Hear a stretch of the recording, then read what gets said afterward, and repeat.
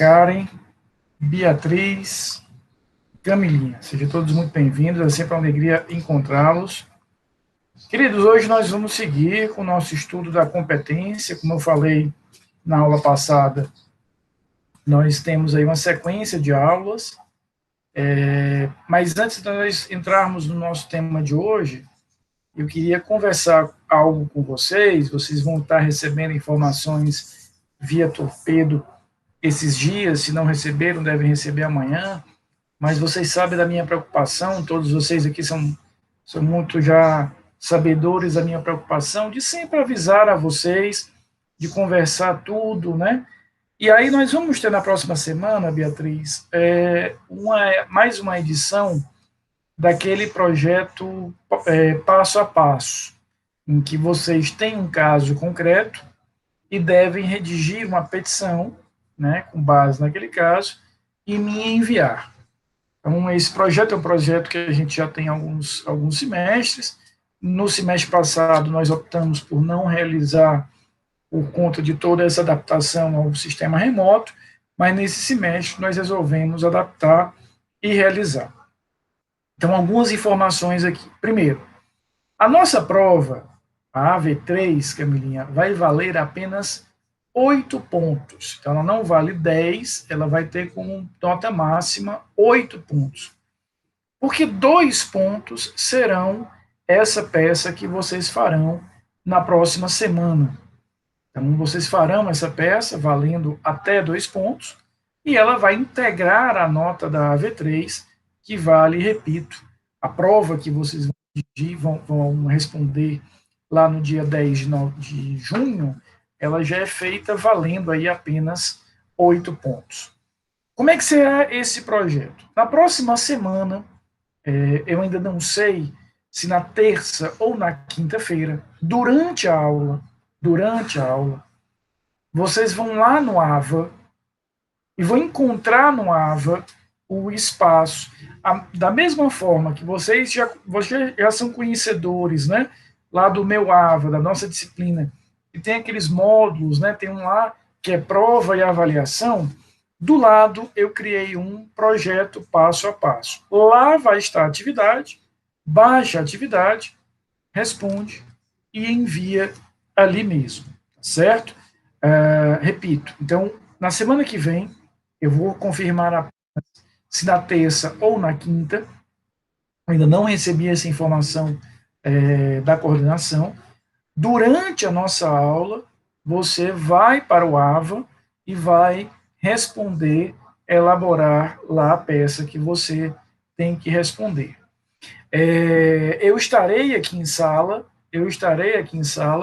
para qualquer dúvida. Não, Camilinha, normalmente não é nada de difícil, né? E tem que fazer na hora da aula. Aí tem que fazer, ela equivale mais ou menos à prova nesse sentido. Então tem que fazer, por isso que na próxima quinta-feira eu vou confirmar se será na terça ou na quinta.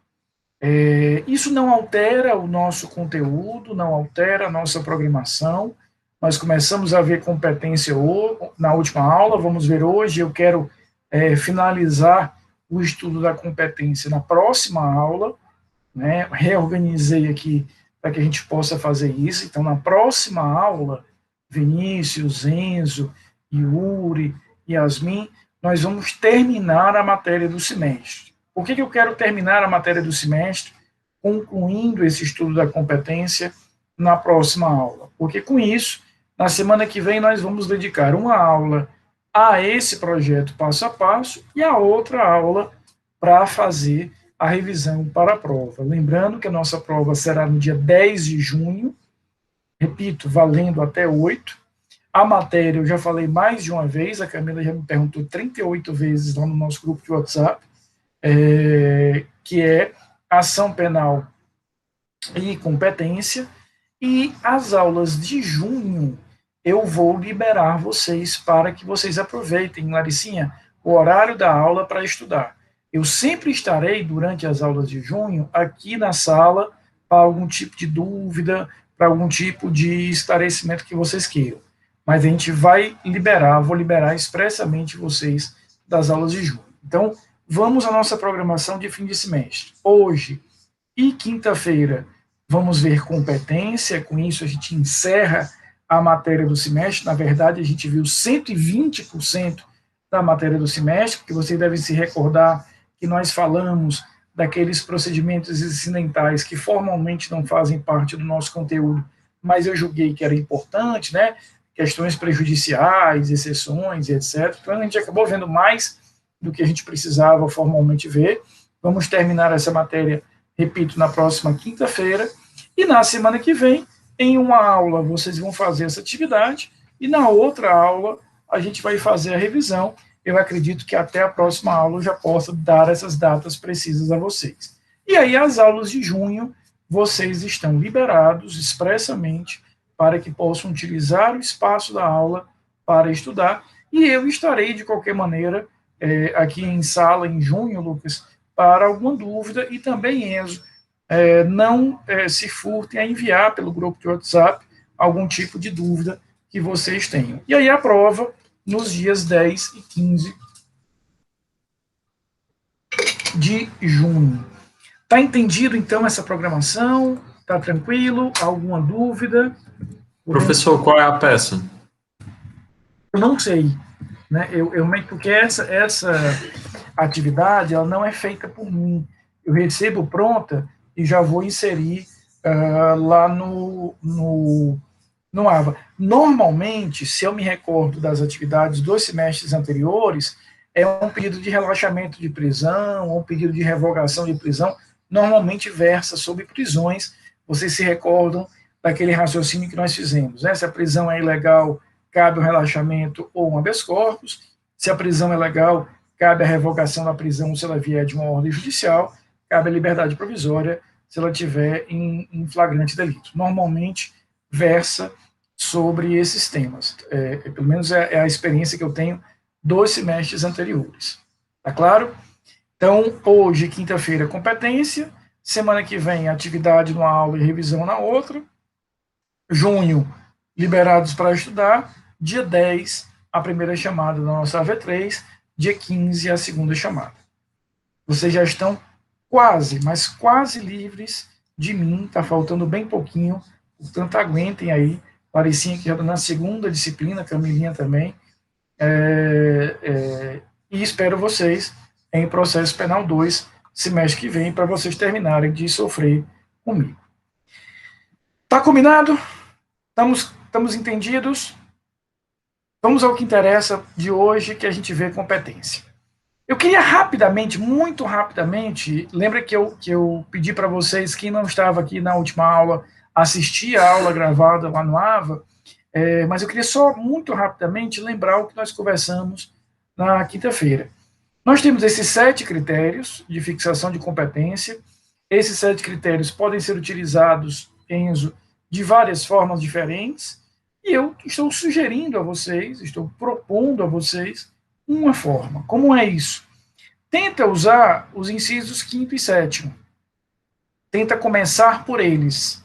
Conexão e continência e prerrogativa de função. Por quê? Porque esses critérios, eles conseguem isoladamente definir qual é o juízo competente. A gente vai trabalhar com esses critérios na próxima quinta-feira. Quinta-feira a gente vai estudar o que é a conexão e continência, o que é a prerrogativa de foro ou de função. Então, quando eu tenho um governador de estado a ser processado e julgado, ele será processado e julgado, Vinícius, no STJ, não importa onde foi o fato, não importa de que natureza, não importa contra quem. Então, quando eu uso a prerrogativa de função, eu tenho uma facilidade muito grande, que é definir com um único critério qual é o juízo. A mesma coisa, Yasmin, para a conexão e continência, a gente vai ter regrinhas relativas à conexão e continência também muito voltadas para isso.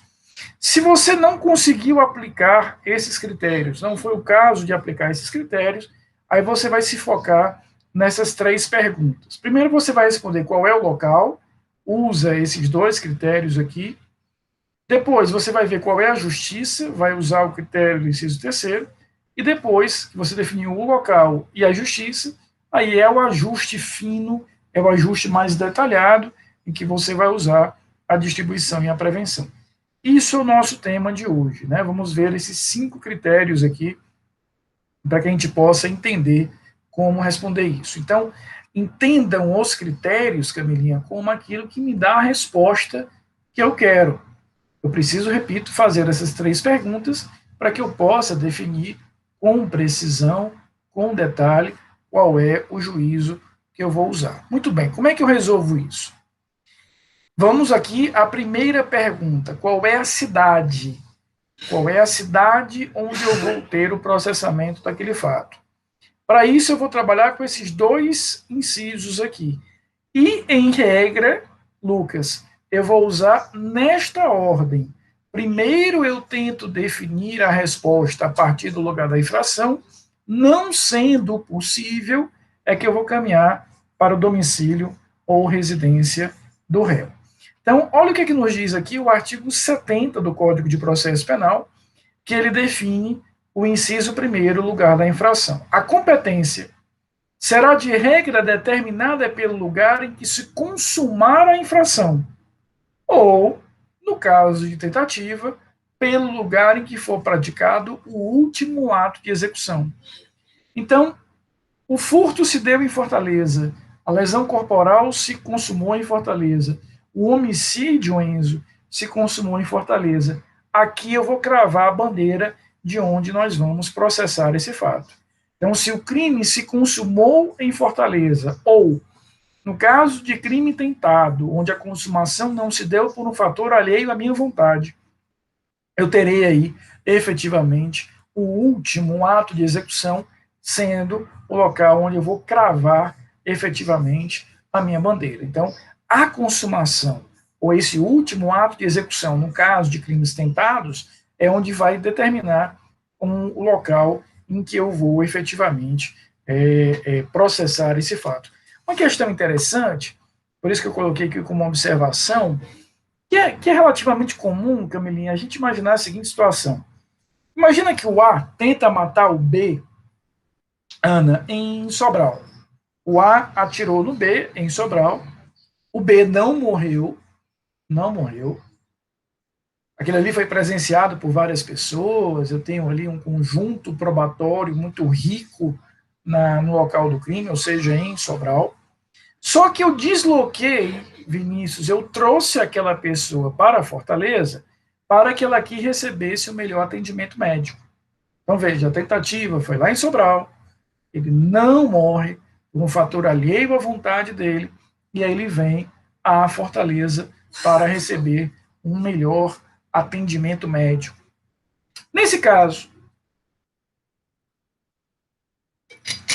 a princípio, se eu fizesse uma leitura desavisada do artigo 70, eu diria, não, ele veio a Fortaleza para receber um atendimento médico, não deu certo, morreu em Fortaleza, e aí eu poderia ser levado, Enzo, a pensar que como o crime se consumou aqui, porque afinal de contas o homicídio se consuma com a morte, né, da vítima, eu seria tentado a dizer que Fortaleza seria o juízo competente. Mas nesse caso, a doutrina fala em resultado consumado artificialmente em outro local. O que ele quer dizer com artificialmente? Ora, o fato foi tentado em Sobral, foi realizado, teve seus atos de execução realizados em Sobral, e se eu não tivesse trazido aquela vítima para Fortaleza, repito, com o objetivo de dar um melhor atendimento, ele teria se consumado lá mesmo, ele teria se consumado lá em Sobral. Então, nesse caso, a doutrina sugere, até por uma questão de economia de prova, economia de processo, que a gente interprete da seguinte maneira, Camilinha, como a tentativa se deu em Sobral, naquele momento da tentativa, eu já cravo ali a bandeira da competência. Então, quando ele fala aqui, no caso de tentativa pelo lugar em que for praticado o último ato de execução, lá já fica definido, Vinícius, que será o juízo competente. Se amanhã eu desloco o cara para Fortaleza, se daqui a uma semana ele vem morrer em Fortaleza, e há a consumação, eu faço só um ajuste na acusação, a acusação deixa de versar sobre um homicídio tentado e passa a trabalhar com homicídio consumado, mas já ficou lá. Essa interpretação é uma interpretação mais interessante, exatamente porque o grosso da prova, a preponderância da prova está lá onde os atos foram executados. Mas essa regra do caput do artigo 70 é a mais importante. Consumou, consumou. É ali que eu vou ter a fixação da competência. Insisto, isso aqui responderá à primeira pergunta, qual o local. O parágrafo 1º e o parágrafo 2º desse mesmo artigo 70, eles têm uma redação, Yasmin, que eu reputo de alguma forma confusa. Eu vou tomar a liberdade aqui, Beatriz, de ler junto com vocês, mas eu vou sintetizar isso numa explicação um pouco mais objetiva. Olha o que diz aqui o parágrafo 1º, Yuri. Se iniciada a execução no território nacional, portanto, no Brasil, a infração se consumar fora dele, a competência será determinada pelo lugar em que tiver sido praticado no Brasil o último ato de execução. Então, imagina uma região de fronteira. Há muitos exemplos no Brasil de cidades em que eu tenho uma cidade brasileira e uma cidade estrangeira praticamente colada ou às vezes coladas, né? Às vezes é uma rua ali que divide essas cidades. Então imagina, Beatriz, que eu comece a praticar um crime aqui e o resultado final, a consumação, ocorra fora do Brasil. O que o parágrafo 1º está nos dizendo, Karen, é que será competente o local onde foi o último ponto de contato com o território nacional, o último ponto de contato de execução, onde foi realizado, Vinícius, o último elemento de execução aqui. E o parágrafo 2º traz a situação inversa.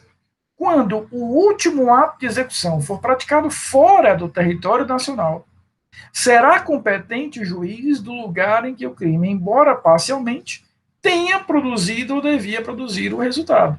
Ou seja, começou-se a praticar, imagina, repita essas situações, essas cidades em que eu tenho duas cidades fronteiriças, uma brasileira e uma estrangeira, eu começo a atirar na vítima do lado estrangeiro, né, no Paraguai ou na Bolívia, ele corre para o Brasil e cai morto no Brasil. Ora, o crime se consumou aqui, naquela cidade brasileira onde ele caiu. Ali eu já vou fixar a competência. Então, esse parágrafo 1º e esse parágrafo 2º, eles podem ser resumidos de uma maneira, Júlia, um pouco mais didática. Se eu estou saindo do Brasil, é o último ponto de contato com o território nacional. Se eu estou entrando no Brasil, será o primeiro ponto de contato com o território nacional. Se o crime começou aqui e se consumou lá fora, onde eu realizei meu último ato de execução? Ali eu vou cravar a bandeira da competência. Se o crime começou lá fora e se consumou no Brasil, eu vou ter o raciocínio às avessas para efetivamente fazer isso. Então é muito simples aqui, Rai, que é o quê?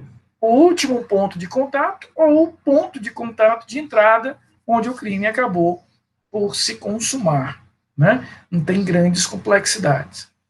O parágrafo 3º é muito fácil. Ele só é complicado na redação, mas a gente vai perceber que não tem grandes complicações. Ele diz o seguinte: quando incerto o limite territorial entre duas ou mais jurisdições, ou quando incerta a jurisdição, por ter sido a infração consumada ou tentada nas divisas de duas ou mais jurisdições, a competência firmar-se-á pela prevenção. Vinícius, o que acontece aqui? Aqui eu sei exatamente onde o crime se consumou. Camelinha, eu tenho ali o corpo que caiu morto, eu tenho exatamente onde foi a lesão, eu tenho exatamente onde foi o sequestro. Tenho exatamente onde foi ali a lesão, o roubo, o homicídio. Só que esse local, onde de forma precisa o crime se consumou, ele está exatamente na fronteira entre duas jurisdições. Imagina, o cara está na fronteira de Fortaleza e de Caucaia. Ou, Vinícius, ele está numa região que é reivindicada, um local em que aquelas duas jurisdições dizem que pertence àquela determinada jurisdição. É muito comum, Yasmin, muito comum. Lá no direito tributário, isso é um problema recorrente, Laricinha, em que você tem pessoas que moram na fronteira entre dois municípios, entre Maracanaú e Fortaleza, entre Caucaia e Fortaleza, entre Eusébio e Aquiraz. E é muito comum nessas fronteiras, Camila, ter uma zona cinzenta em que aqueles municípios dizem que aquele terreno pertence a ela. E aquelas pessoas acabam recebendo, por isso que eu fiz menção ao direito tributário, duas cobranças de IPTU. Porque Fortaleza diz que aquele terreno é dela, IPTU de Fortaleza. Caucaia diz a mesma coisa, IPTU de Caucaia. Nesses casos, quando eu sei onde aquele crime aconteceu, aquele feminicídio aconteceu naquela casa, aquele homicídio aconteceu naquela casa. Só que aquela casa está numa região em que os dois municípios para si reivindicam. Ou seja, tanto pode ser a comarca de Fortaleza como a comarca do Eusébio. Como é que eu resolvo? Resolvo pela prevenção. Isso aqui é importante para que a gente volte a algo que nós conversamos na quinta-feira. Eu queria destacar muito isso, até para aqueles que não puderam estar aqui na quinta-feira, que a prevenção, esse critério de prevenção, Enzo, é o nosso grande coringa. O critério de prevenção significa: será competente o primeiro juízo que realizar um ato concreto no processo. O que significa um ato concreto no processo? Significa que ele recebeu a denúncia, significa que ele decretou uma prisão, significa que ele revogou uma prisão, que ele autorizou uma interceptação telefônica, ele autorizou a quebra do sigilo bancário. Este ato concreto representa o momento em que aquele juízo está atraindo para si a competência. Por quê? Porque ele está passando a ser prevento. Então, a prevenção, Ana, ela é muito útil. Veja que o próprio Código nos remete a ela de forma expressa no parágrafo 3º do artigo 70, quando eu chego em situações de empate. Eu cheguei numa situação aqui que tanto pode ser o A quanto pode ser o B. Porque, afinal de contas, o crime aconteceu ali na fronteira. Qual foi a solução que o Código nos dá? Ora, joga para cima e o primeiro que pegar é dele. O que eu quero dizer com joga para cima?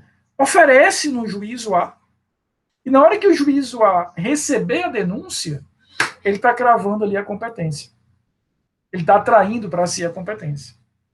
Então, o critério de prevenção é um critério muito importante, porque ele vai sempre ser aquele critério coringa, aquela regra 3 ali que eu vou ter, para acionar quando eu perceber que eu cheguei numa encruzilhada, eu cheguei aqui numa situação em que eu não consigo mais ir nem para um lado, nem para o outro. Veja que o próprio código vai, nesse caso, nos remeter a isso. Lucas, a tua pergunta é muito interessante, e a gente pode responder em duas etapas. Primeiro, se eu sou um membro do Ministério Público, eu posso oferecer só uma. Ofereço só no juízo A.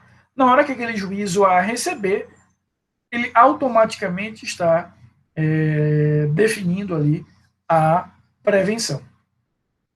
Ponto. Agora, eu vou um pouco além, vou aproveitar a tua pergunta para avançar um pouco mais.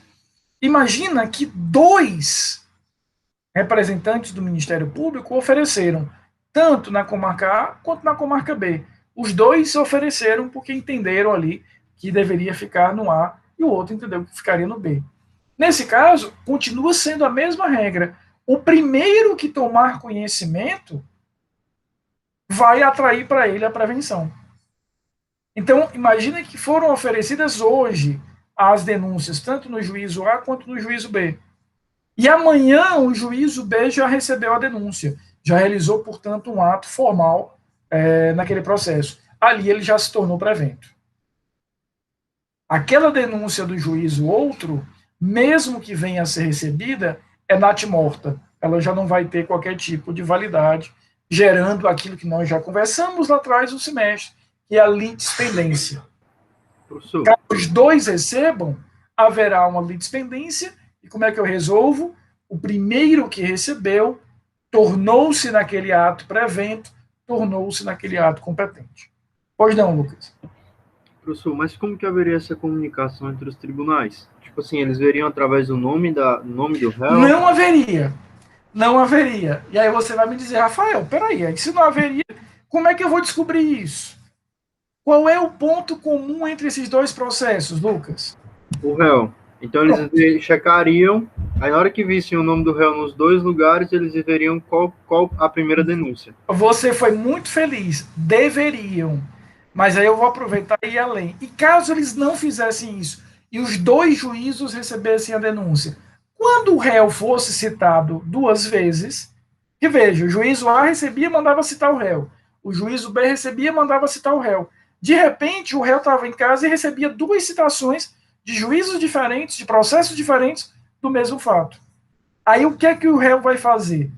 Ele vai utilizar, repito, aquilo que nós vimos lá atrás no semestre, que é a exceção de litispendência.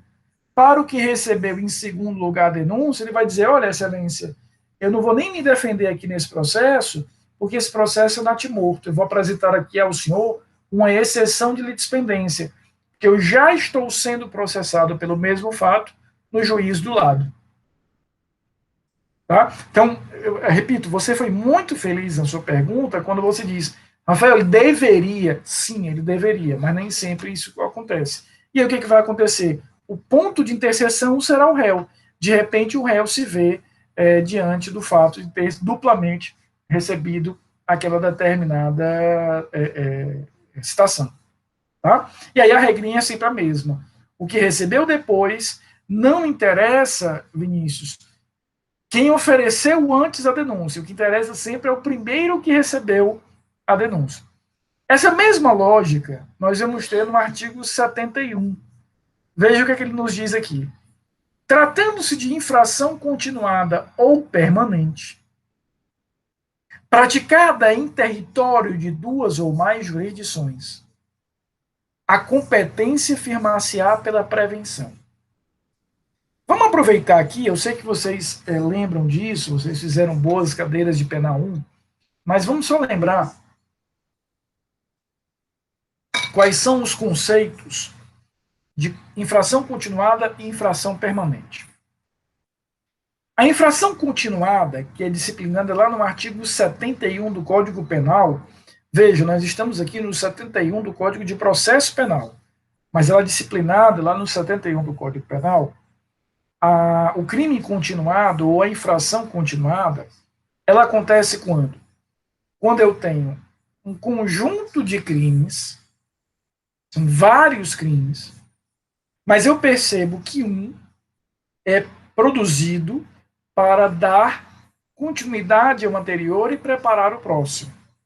Eu costumo dizer, Vinícius, que no crime continuado existe uma certa cadência, existe um certo ritmo. Porque o que diz o artigo 71 do Código Penal? Eu pratiquei um crime, pratiquei outro,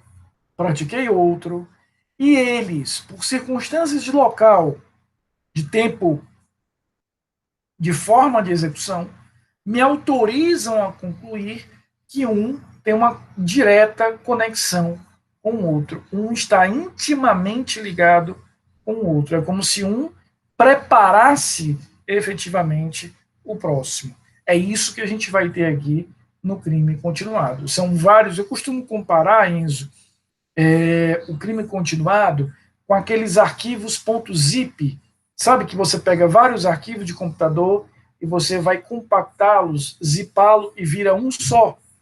Como você tem, para você ter maior facilidade de envio, quando você envia, aquele que recebe, né, vai unzipar ali e vai abrir e ter acesso a todos os arquivos. É o que acontece na infração continuada, ela vai compactar, vira um crime só. É diferente do crime permanente. O crime permanente, a infração penal permanente, ela já é um crime só. Ela é só uma conduta, mas que ela vai sendo renovada no tempo. Então, imagina, por exemplo, o crime de extorsão mediante sequestro, lá do artigo 159 do Código Penal. Ou imagina, por exemplo, cara, e o próprio crime de sequestro do Código Penal. Eu sequestro uma pessoa, enquanto ela permanecer sequestrada, o crime está se consumando. Enquanto ela permanecer sequestrada, o crime ali está se consumando. Ele vai se consumar e se reconsumar. Então, o que está nos dizendo aqui o artigo 71, Larissa? Imagina que a vítima foi sequestrada em Fortaleza. 3 dias depois, os sequestradores a levaram para Aracati. Depois de uma semana, eles deslocam a vítima e levam para Mossoró. E, por fim, de Mossoró, ela é levada para Natal, Enzo. O que ele está nos dizendo é que qualquer desses juízos, Fortaleza, ou Aracati, ou Mossoró, ou Natal, pode ser o juízo competente. Por quê? Porque eu vou aplicar a mesma regrinha da prevenção. O primeiro desses juízos que tomar ciência, que realizar um ato formal, atrairá para si a responsabilidade desse processo como um todo. Então, imagina que lá em Mossoró houve uma desconfiança ali daquele local, a polícia solicitou uma ordem de busca e apreensão, o juiz a deferiu, e quando a polícia chegou ao local, percebeu que se tratava ali de um cativeiro, e naquele momento eu estou fixando a competência naquela comarca. Então, o que ele está nos dizendo é o seguinte: se o crime é um crime permanente, ou um crime continuado, que foi realizado dentro de uma única jurisdição, a gente aplica a regra do caput, lá do artigo 70. Imagina que a pessoa foi sequestrada, Vinícius, em Fortaleza e permaneceu apenas em Fortaleza. Caput do artigo 70. Mas se aquele crime continuado ou permanente passeou por várias jurisdições, perpassou várias jurisdições, qualquer delas será competente para processar. Como é que eu vou resolver isso? O primeiro que tomar conhecimento formal. Mais uma vez, a prevenção vem desempatar essa situação. Está claro até aqui? Posso avançar? Tem alguém ainda aí?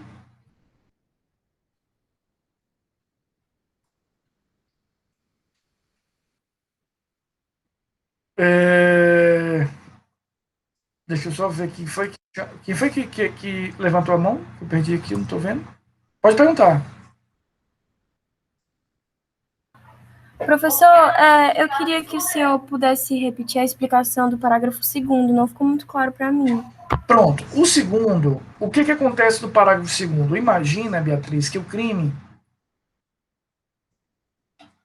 ele começou a ser praticado fora do Brasil, os atos de execução foram realizados fora do Brasil, e ele se consumou, mesmo que parcialmente, no território nacional. Aquele local onde ele se consumou é onde eu vou fixar a competência, ou seja, aquele local em que o crime se consumou no Brasil, mesmo os atos de execução tendo sido realizados no exterior, é aqui que eu vou efetivamente dar consumação e consumar efetivamente aquele crime, é ali que eu vou atrair a competência. Imagina, por isso que eu usei aquele exemplo das cidades de fronteira. Imagina que eu comecei a atirar de um lado da fronteira, a pessoa correu e caiu morta na cidade brasileira. Ali ele já vai ser efetivamente o local onde eu vou consumar esse determinado fato. E ali eu vou julgar e processar e julgar aquele evento. É por isso que o primeiro ponto de contrato com o território nacional já crava ali a competência. Então, queridos, vamos voltar aqui. Esse inciso primeiro é o que eu vou perseguir nos artigos 70 e 71 para responder qual é a cidade, qual é o local. Mas, se não for possível, eu vou ter que aplicar o domicílio do réu. Então, a primeira coisa importante, o domicílio do réu é um critério subsidiário. Eu uso o domicílio do réu apenas e tão somente se eu não conseguir definir o lugar da infração. Eu não consegui definir onde foi que o crime se consumou. Eu não consegui definir onde foi realizado o último ato de execução. Nesse caso, a fixação do local, a fixação e a definição da cidade vai ser feita pelo domicílio do réu. Eu não sei o que se consumou, mas eu sei que o réu mora em Juazeiro do Norte, Yasmin. Lá eu vou definir a competência. O juízo competente será o juízo de Juazeiro. Então, a regra é que o lugar onde o réu mora, o domicílio ou residência do réu, é um critério de uso subsidiário, um critério que eu vou utilizar se não foi possível matar a questão com o lugar da infração. Agora, existe um caso, isso está no artigo 73 do Código de Processo Penal, Camilinha, que diz o seguinte: se eu estiver falando de um crime cuja ação penal é originariamente privada, a gente estudou a ação penal um pouquinho antes da prova, e nós vimos que há crimes em que a própria lei, como os crimes contra a honra, define, Beatriz, que a iniciativa é da vítima, aquilo que a gente chama de originariamente privado. Então, se eu perceber que aquele crime é um crime de ação penal originariamente privada, nós vamos ter a possibilidade de escolher entre o domicílio do réu e o lugar da infração. Então, o que o artigo 73 está nos dizendo? Em regra, Vinícius, o lugar da infração prevalece sobre o domicílio do réu. O domicílio do réu é um critério de uso subsidiário. Só o utilizo se não conseguir definir o lugar da infração. Agora, se eu estiver me referindo a crimes cuja ação penal ela é originariamente privada, aí eu posso igualar e eu, dono da ação privada, eu que vou oferecer ali a queixa-crime, tenho a possibilidade de escolher entre um e outro. Tenho a possibilidade de optar por um ou por outro. Então, o único caso em que o inciso primeiro e o inciso segundo se equivalem e o titular da ação pode escolher tanto por um quanto por outro, é essa hipótese da ação penal privada originária. É a única situação em que a gente vai conseguir definir isso. Tá? E uma última coisinha. Professor. Só concluindo aqui, Enzo, se eu perceber que aquele réu tem vários domicílios, imagine a situação, Beatriz, em que o réu, parte da semana, mora em Juazeiro, parte da semana mora no Crato, né? Ou ele mora parte da semana em Fortaleza e na sexta-feira e no final de semana ele mora no Eusébio. Então, nesse caso, como ele tem mais de um domicílio, como é que eu resolvo sempre quando eu tenho uma situação de empate e etc., pela prevenção? Qualquer dos juízos pode ser competente, o primeiro que realizar um ato formal atrairá para si a competência. Pode perguntar, Enzo. Professor, só dessa hipótese da ação penal originariamente privada, só havia dito um artigo que detalha justamente sobre o que estávamos conversando, né? Qual é o artigo? É o 73 do Código de Processo Penal. Tá certo, obrigado, professor. Tudo isso, portanto, voltando sempre, é para a gente responder qual é a cidade. Né? Então, eu uso o lugar da infração, se não for possível, uso o domicílio do réu, e aí eu fixo a cidade. A gente vai ouvir o Lucas agora, e aí nós vamos partir para responder a segunda pergunta. Qual é a justiça? E qual é o critério que nós usamos? O critério da natureza da infração, numa lógica bem simples que a gente vai ver agora. Pode perguntar, Lucas. Professor, desculpe interromper. É só uma questão curiosa que aconteceu uma vez na defensoria. O réu, ele não tinha uma moradia fixa. Ele disse que morava dentro do carro dele, do carro próprio, particular. E foi em uma vara vizinha minha. Eu não sei como sucedeu. Como que isso aconteceria?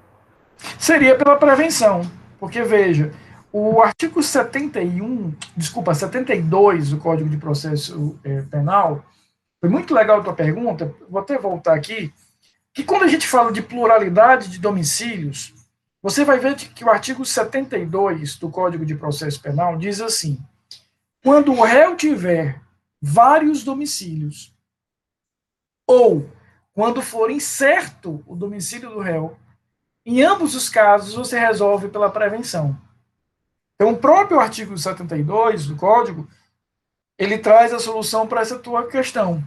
Então, você diz, não, Rafael, o cara é nômade, né? Ele está ali no carro dele, um dia ele está em Fortaleza, outro dia está em Aquiraz, outro dia está no Eusébio.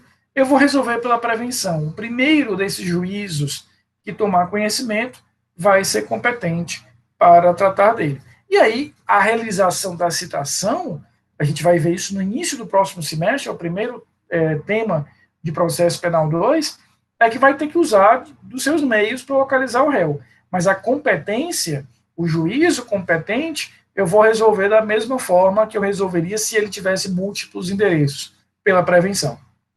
Tá muito legal a tua pergunta, Lucas, para a gente fechar bem essa ideia. Sim, professor, obrigado mais uma vez. Nada, querido, eu que agradeço a pergunta.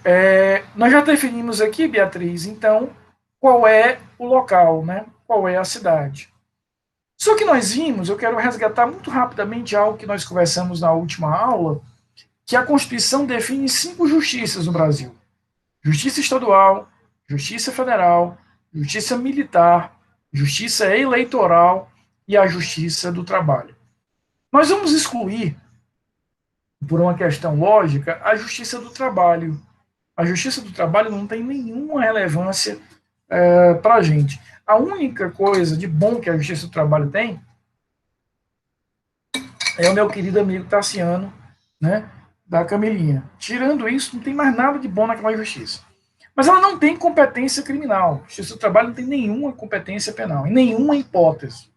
Um juiz do trabalho nunca vai conhecer nenhum processo criminal. Então, nos sobraram aqui as outras 4.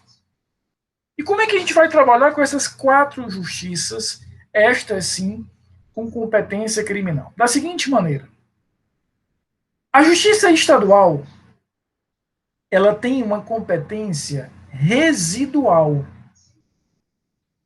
O que significa, Lucas, a competência residual? Significa que eu não tenho um conjunto de matérias pré-fixadas, pré-definidas para a Justiça Estadual. Eu não tenho esse conjunto de matérias.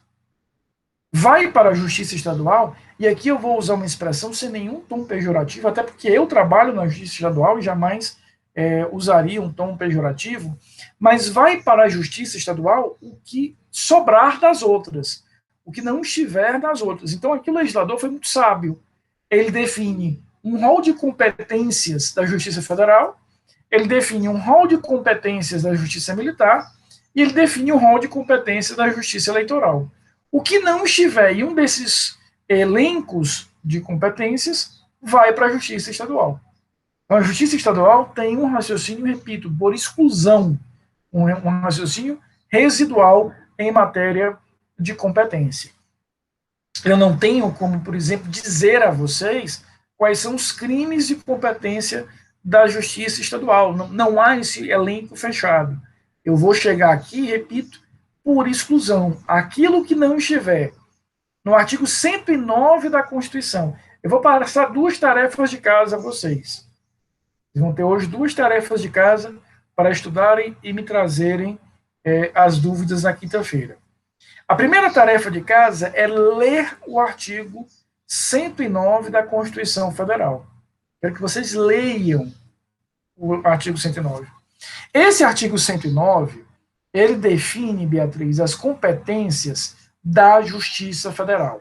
As competências aqui gerais, tributárias, civis, previdenciárias, penais, todas. Alguns dos incisos do artigo 109, alguns dos incisos é que tratam de competência penal. Então, fica a tarefa de casa para vocês de lerem o artigo 109 da Constituição especialmente o inciso 4º, que é o mais importante, que diz que compete à União, compete à Justiça Federal, processar e julgar os crimes contra o patrimônio e o interesse da União, suas autarquias, suas empresas públicas, com exceção das contravenções e daquilo que seja competência da Justiça Militar e Eleitoral. Então, crime contra o patrimônio ou o interesse da União, autarquias da União e empresas públicas da União, crimes, ele exclui as contravenções, crimes são de competência da Justiça Federal. Então, se eu roubar uma agência da Caixa Econômica Federal, Vinícius, que é uma empresa pública da União, eu estou diante de um roubo que atenta contra o patrimônio de uma empresa pública da União, portanto, competência da Justiça Federal. Agora, se eu roubar uma agência do Banco do Brasil, que é uma sociedade de economia mista, não vou falar efetivamente em competência da Justiça Federal, vai cair aqui na competência residual da Justiça Estadual.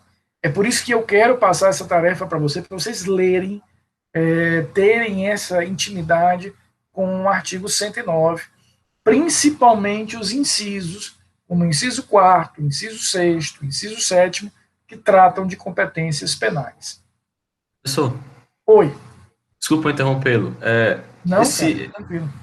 Esse tema aí, ele é muito interessante também, porque se você analisar esses saques, né, em agências bancárias que são realizados, né, pelos bandidos, muitas vezes eles evitam de fazer isso em bancos como o Banco do Brasil, Caixa, justamente por conta disso, né? Se eles fizerem nessas agências bancárias, eles vão ser investigados não pela Polícia Civil, mas pela Polícia Federal. Na Caixa Econômica, do Banco do Brasil é Polícia Civil, porque sim. economia mista. Mas você tem razão, ou seja, no momento que eu pratico um crime contra o Banco do Nordeste, contra a Caixa Econômica, contra os Correios, Enzo, contra os Correios, não é contra uma franqueada dos Correios, aí seria um crime da Justiça Estadual. Mas imagina um depósito dos Correios, né? É um crime federal, e aí, como você muito bem identificou, muitas vezes esses agentes criminosos evitam praticar ali aquele crime, porque eles vão atrair a investigação da Polícia Federal, que na maioria dos casos, pelo menos, tem uma infraestrutura um pouco mais elaborada de investigação. Né? Então, a primeira tarefa de casa, leitura do artigo 109 e me trazer as dúvidas na quinta-feira.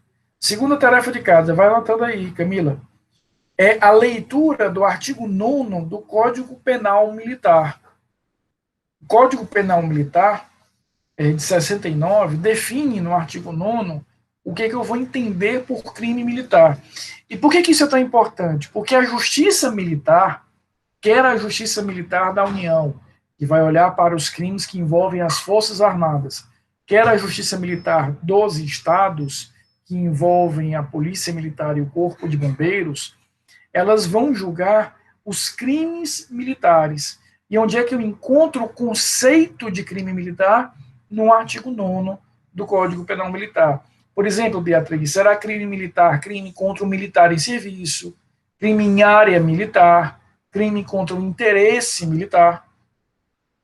Agora, há só uma diferença. A Justiça Militar da União, essa que tem um olhar voltado para as Forças Armadas, elas podem julgar tanto militares quanto civis que praticam crimes. Então, se eu, como civil, né, vocês sabem que eu estudo hoje numa escola militar. Eu sou civil, mas eu estudo numa escola militar no Rio de Janeiro, no meu pós-doutorado. Se eu, dentro daquela escola, quando eu vou para alguma atividade do meu pós-doutorado, eu subtraio, por exemplo, um computador lá na escola, ou subtraio um equipamento, ou subtraio um armamento, mesmo eu sendo civil, aquilo ali é um crime militar, porque foi praticado dentro de uma área militar, e eu serei julgado pela Justiça Militar. Então, a Justiça Militar da União, que tem um olhar voltado para a proteção dos interesses do Exército, da Marinha e da Aeronáutica, vai julgar tanto civis quanto militares.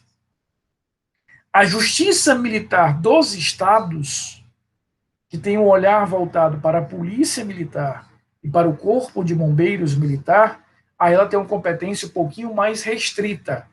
Ela julgará os crimes militares praticados por militar estadual. Então, anota isso, por favor, Beatriz e Yasmin. A Justiça Militar da União julga crimes militares definidos, como vocês vão ler lá no artigo 9º do Código Penal Militar, quer praticados por militar, quer por civil. A Justiça Militar dos Estados, ela também julgará crimes militares definidos no mesmo artigo 9º. Esse Código Penal Militar tanto vale na Justiça Federal quanto vale na Justiça Estadual. Mas ela tem uma competência mais restrita. Ela julgará apenas militares, ela não julga civis em relação a isso. E a mais fácil de todas é a competência da Justiça Eleitoral. A Justiça Eleitoral vai ser competente para os crimes definidos no Código Eleitoral. O Código Eleitoral tem uma série de crimes: vender voto, comprar voto, falsificar domicílio para poder ter a falsidade ali do domicílio. Tudo isso são crimes eleitorais definidos no Código Eleitoral. Então, veja, a competência da Justiça Federal é definida no artigo 109 da Constituição, a competência dos crimes militares, da Justiça Militar, é definida no artigo 9º do Código Penal Militar, e a competência da Justiça Eleitoral é do próprio Código Eleitoral. O que não for da competência da Justiça Federal, portanto, não estiver no artigo 109, ou não for considerado um crime militar, ou não for um crime eleitoral, vem aqui para a Justiça Estadual. Então, veja, primeiro você resolve qual é a cidade onde você vai processar aquele fato. Depois dessas 4 justiças, você vai escolher naquela cidade qual delas você vai aplicar e processar aquele evento. Como é que você resolve isso? Por exclusão. O que não for federal, o que não for militar, o que não for eleitoral, será a competência da Justiça Estadual. Então, nós já sabemos como escolher a cidade, já sabemos como escolher a justiça.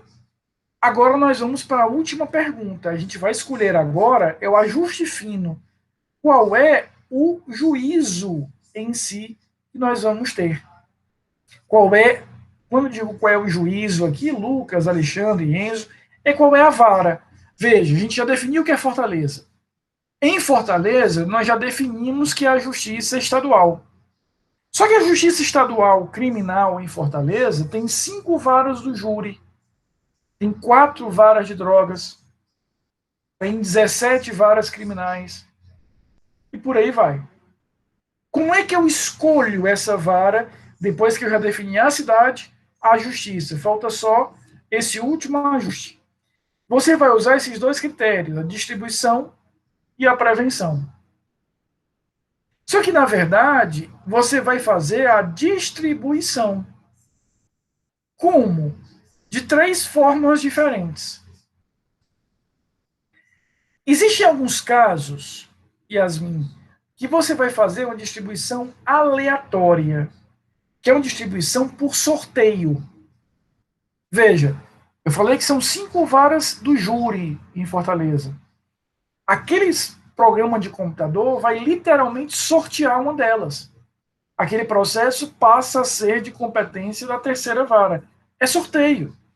O processo tem uma lógica randômica em que vai dizendo, olha, esse aqui que chegou vai para a 3ª vara do júri. Esse aqui que chegou vai para a 5ª. Chegou um outro, vai para a 1ª. E assim por diante. Agora, há casos, vocês vão se lembrar que eu usei esse exemplo na última aula, e que a gente vai ter uma distribuição chamada de específica ou dirigida. Existem situações em que a própria lei que cria a justiça, a lei de organização judiciária, reserva para uma vara específica uma competência. Por exemplo, Larissa, você deve se recordar da nossa última aula que na comarca de Fortaleza, a 12ª vara criminal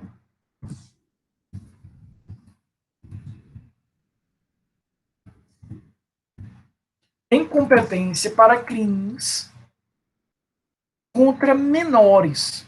Então, um crime, por exemplo, Camilinha, de estupro de vulnerável, lá do artigo 217-A, cuja vítima é menor, se ele for ser processado na comarca de Fortaleza, pela lei de organização judiciária, ela será encaminhada, processada pela 12ª vara criminal. Somente a 12ª vara. Porque a lei assim determinou. Então, há situações em que essa distribuição se dá de maneira específica, porque eu separei, eu reservei para uma unidade judicial o tratamento, o conhecimento daquela determinada matéria. E pode acontecer também, Enzo, uma distribuição feita por prevenção. Vamos entender isso aqui melhor. Durante o inquérito policial, o delegado, eu até comentei isso na última aula, durante o inquérito policial, o delegado faz uma solicitação de uma prisão preventiva. Quando chega no fórum, aquele pedido de prisão preventiva vai ser sorteado aleatoriamente para uma das varas. Ou pode haver uma distribuição específica. Veja, não tenho ainda processo, não tenho denúncia, estou na fase de inquérito ainda. Só que amanhã, quando chegar a denúncia, aquele juízo que autorizou durante a fase de investigação a quebra do sigilo bancário, ou a interceptação telefônica, ou a prisão, ele se tornará prevento para o processo. Claro que nós temos a criação do chamado juízo das garantias pelo pacote anticrime, que está suspenso por ordem do Supremo, que vai acabar com isso. Porque o que o juízo das garantias é? Eu tenho um juiz que será responsável pelas diligências durante a investigação e tenho um outro juízo que será responsável pela apuração processual mesmo do fato. Isso está suspenso. Então, hoje, na hora que eu distribuir aquele pedido durante a investigação para a terceira vara criminal, ele vai ser prevento para a ação penal. Tá? Pode perguntar, Enzo. Professor, o senhor disse que a 12ª vara criminal ela é competente para julgar casos que envolvam crimes contra menores, não é isso? Isso. E no caso do juizado de crimes contra crianças e adolescentes, eles também serão competentes para isso ou não? Veja, o que você tem que entender, é excelente a sua pergunta, que isso vale para a comarca de Fortaleza. Então, a lei define os crimes em que eu tenho em Fortaleza.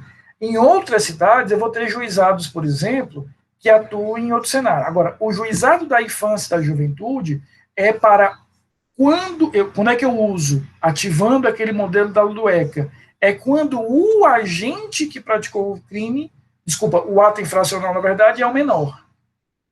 Então, a 12ª vara criminal será competente para processar os crimes com a vítima for menor.